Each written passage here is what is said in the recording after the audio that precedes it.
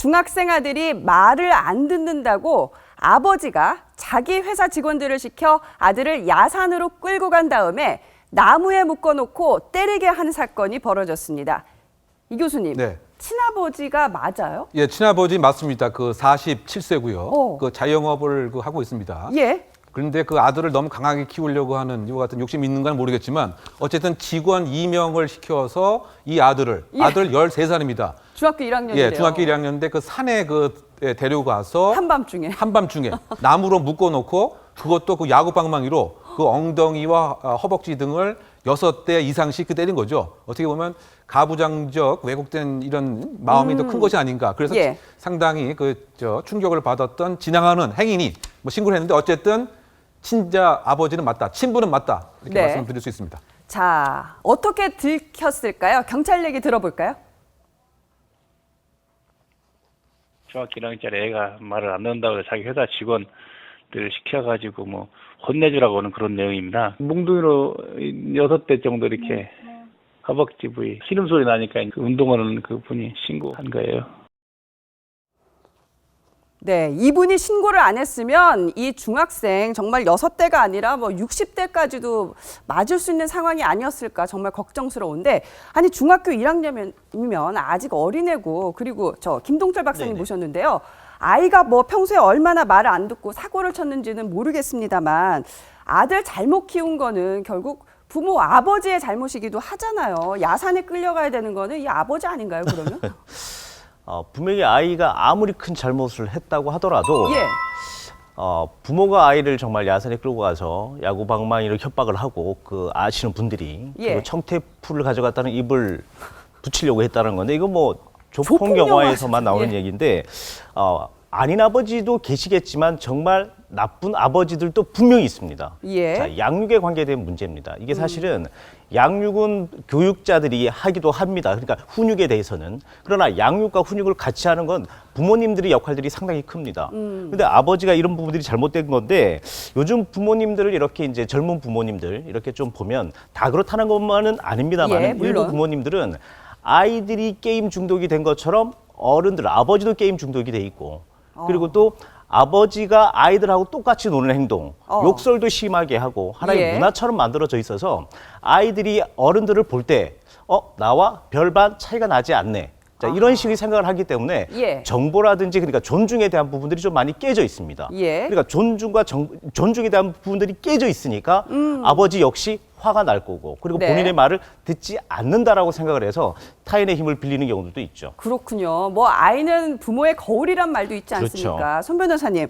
그나저나 이 아버지 조폭 영화 굉장히 많이 보신 분 같은데요. 네, 그렇습니다. 뭐 드라마나 영화 같은 데 예. 보면은 이렇게 뭐 사주나 총무 이렇게 표현하지만 법적으로는 또 교사라고 할 수 있죠. 이런 교사. 여러 가지 범죄를 교사하는 경우가 많이 나오는데 이게 영화 속에서만 있는 이야기들이 아니고 실제로 우리도 이미 많이 이런 그 교사범을 접해봤습니다. 과거에 이제 그 2002년 전죠. 이제 뭐 제분회사의 그 유명한 회사인데 네. 그 사모님이 이제 사위의 불륜 상대방으로 의심한 그 여대생을 예. 무기총으로 이제 살인 교사를 했던 적이 있고요. 유명한 또, 사건이죠. 예, 또 모 서울시 의원이 또 자기 친구를 통해서 친구를 교사해서 이제 그 재력가를 살해한 경우도 있지 않겠습니까? 이런 것을 볼 때 영화 속에만 있는 이야기는 아니고요. 또 실제로 이제 그 살인까지 아니더라도 헤어진 연인이나 직장 상사에 대한 뭐 가벼운 해코지를 시키는 경우도 종종 늘어나고 있어가지고 예. 문제가 되는데 남을 시켜서 범죄했을 경우에 당연히 다 처벌받습니다. 다 처벌받습니다. 아버지가 13살 난 아들을 정말 이 폭행을 사주했다는 얘기는요. 정말 듣다가 처음 듣는 얘기 같은데 이 교수님. 네. 그리고요. 아무리 사장님 짓이라고는 하지만 도대체 13살짜리 애를 한밤중에 야산에 끌고 가서 묶어놓고 때린 이 직원들은 또 어떤 사람들입니까? 그 직원들 입장에서는 아무래도 이제 이 자영업자 자기 상사니까 지시를 예. 하다 보니까 이것을 거부하는데 많은 한계가 있지 않았을까. 소위 말해서 갑의 형태고 을의 형태가 아니었겠느냐. 사장님이 뭐 시킨 것이니까 내가 이걸 거부하게 되면 심기를 불편하게 되면 상당 부분 불이익이 있지 않았을까. 뭐 이렇게 좀 추정이 되는데요. 예. 그 당사자들의 그 얘기는 겁만 주려고 했을 뿐이다. 뭐 이렇게 얘기를 하고 있지만 실제적으로 보면 방망이를 사용했고 이게 또 야간에 이루어졌습니다. 그러면 예. 이게 폭처법에 특수폭행 또는 특수상해로까지 의율할 수가 있는 사실 그 중대 그 범죄인 거죠. 그렇죠. 예. 더군다나 이것이 뭐 엄청나게 무슨 나쁜 일을 하거나 뭐 이런 상태도가 아니기 때문에 이 직원들의 입장에서는 부득이 할 수밖에 없었던 이와 같은 상황이기 때문에 변형된 갑의 폐악으로서의 부작용이 아닌가 이렇게 좀 한번 생각해 볼 수 있을 것 같습니다. 네, 겁만 주려고 했다지만 이 늦은 밤 야산에 끌려가서 포장용 테이프로 꽁꽁 묶여서 야구 방망이로 폭행을 당한 아들은 현재 불안 증세를 보이고 있고요. 또 아버지에 대한 두려움, 불신도 나타내고 있습니다. 아버지는 현재 폭행 교사 혐의, 이 직원들은 미성년자 폭행 혐의로 입건이 된 상태입니다. 자, 손 변호사님. 네. 이 사건 아동 학대의 관점에서 봐야 할 것 같아요. 네, 과연 이게 처음이겠느냐? 그렇죠. 그리고 또 그동안 이렇게 이 정도까지 때리지 않았더라도 뭔가 아이에 대해서 정서적으로 이제 온전하게 성장할 수 있도록 그렇게 하지 않은 그런 점도 있지 않겠느냐 하는 의심을 해볼 필요는 있겠습니다. 예. 아직 모르겠습니다만 왜 그러냐면은 최근에 이제 드러나고 있는 아동학대 범죄의 가해자들이 대부분이 부모입니다. 네, 다른 사람이 아니고요. 또 이제 그 총계 수치를 보면은 2001년부터 이제 2014년까지 학대 행위자가 부모인 경우가 예. 무려 80% 이상이라고 하거든요. 그렇다면 오히려 자녀 입장에서는 가장 무서운 사람이 부모가 되는 건데 그렇기 때문에 이제 그 처벌도 강하게 해야 되고 여러 가지 교육도 해야 되고 사회 분위기도 바꿔야겠습니다만 한 번 학대했던 부모는 다시 그 자녀와 만나게 되면 또 학대를 할 확률이 굉장히 높다는 보고도 있거든요. 예. 우리 사회에서 과연 어떻게 하는 것이 가장 좋은 해결책인지 고민을 심각하게 될 것 같습니다. 네, 이 교수님, 네. 이 조폭 영화에 나오는 주인공처럼 아버지한테 지금 아버지를 통해서 폭행을 당한 이 아이는요, 이 상처가 얼마나 깊고 그리고 이 상처가 치유가 될 수 있을까요? 예, 그래서 지금 상당히 불안 증세에 시달리고 있습니다. 그래서 아동 보호 시설에 현재 위치되고 있는 것 같은데 예. 이 13세, 14세가 인생에서 가장 중요한 시기죠. 그래서 우리가 질풍노도의 그 시대다. 그래서 옳고 그름에 대한 가치관, 규범감이 형성되는 것인데 지금 이 폭력의 그 피해가 입었고 더군다나 폭력을 가한 사람이 가장 믿어야 할 의미 있는 타자인 아버지인데 예. 그러다 보니까 본인의 정체성의 혼란이 상당히 있을 것 같고요.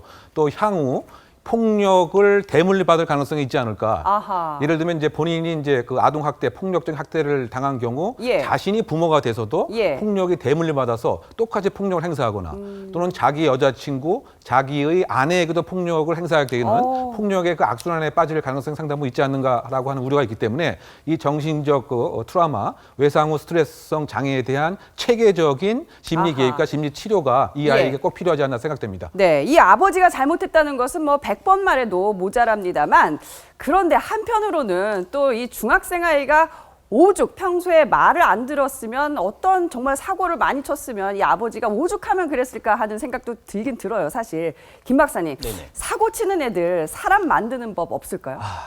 어렵습니다. 어렵죠? 지금 보통 이제 사춘기라고 얘기를 한다면 이제 저희들 이제 중학교 1, 2학년의 이제 나이의 연령대는 이제 저희들 사춘기라 그러고 중2병이라 그래서 사춘기를 이제 그렇죠. 그런 얘기도 하잖아요. 예. 이때는 저기 미엘린이라고 하는 신경 전달 윤활 물질이라는 게 있습니다. 아. 자, 이게 이제 성인에 비해서 엄청난 많은 전달 물질에 대한 부분들이 나오는데 어른들이 자전거를 타고 간다면 이 친구들은 KTX를 타고 가는 것처럼 아주 많은 정보를 습득을 하고 만들어내는 역할들을 하는 호르몬들입니다. 그래요? 이런 정보들이 워낙 많이 들어오고 자, 정보들이 들어오니까 자기에 대한 가치관이 혼란스럽습니다. 그렇기 때문에 소통에 대한 문제가 생기고 뭔가 급하게 가려고 하지만 급하게 가지 못하는 상황들이 자꾸 맞닥뜨려지는 것이죠. 그랬더니 자꾸 실수를 하게 되고 이런 네. 실수들이 부모라든지 교사가 양육이라든지 훈육이 잘 돼주면 좋은데 예. 자, 이게 잘 안 되죠. 예. 자, 왜냐? 다 바쁘잖아요. 그렇죠? 그렇죠. 바쁘고 그 예. 한 아이에게만 몰입을 해줄 수 없는 상황이 만들어지다 보니까 상황들이 이렇게 만들어진 거거든요. 그래서 이 아이들이 교사 혐오, 부모 혐오라고 하는 심리적 압박을 갖게 됩니다. 그러면서 친구들하고 정보 공유를 하고 예. 그 친구들의 말을 듣게 되게 되는 게 이제 만들어지는데 이러므로 인해서 이제 부모 양육이 상당히 어려워질 수는 있죠. 네. 그렇다 하더라도 예. 아이를 묻고 때리고 이건 사실 말이 안 된다고 볼 수는 있겠습니다. 예. 그리고요, 아이들 방문 걸어 잠그고 들어가 있잖아요. 네. 부모와 소통을 안 하려고 하는데 이거 어떻게 해야 되나요? 해외 같은 경우에는 저도 이제 해외 생활을 한번 해보면서 이제 느꼈던 건데 대부들이 좀 많이 있습니다. 대모요? 네, 그래서 아이가 태어나면 예. 자, 부모 역할처럼 해주는 사람들이라는 거죠. 자, 실제 부모는 아니고요. 실제 부모는 아니고. 그러나 우리나라를 보면 사실 대모나 대부 역할을 해주시는 분들이 생각보다 없습니다. 그래 그렇죠. 아이들이 누구에게 정말 조언을 받거나 멘토로서 찾아갈 사람들이 생각보다 없더라는 겁니다. 부모, 교사 아니면 특별하게 없다는 것이죠. 예. 그래 그렇기 때문에 아이들에게 좋은 멘토가 만들어질 수 있도록 지금 이 사건에서 보여지는 것처럼 그 아버지가 예. 그 부하 직원들에게 꼭 멘토의 역할을 좀 줘서 우리 아이를 조금 더 좀 잘할 수 있도록 도와줘라 그러면 부모하고 감정이 좋지 않으면 다른 타인에게 좀 열 수가 있거든요. 아하. 자, 이런 부분들을 통했더라면 얼마나 좋았을까라는 생각이 듭니다. 그렇네요. 대부, 대모. 좋은 아이디어인 것 같습니다.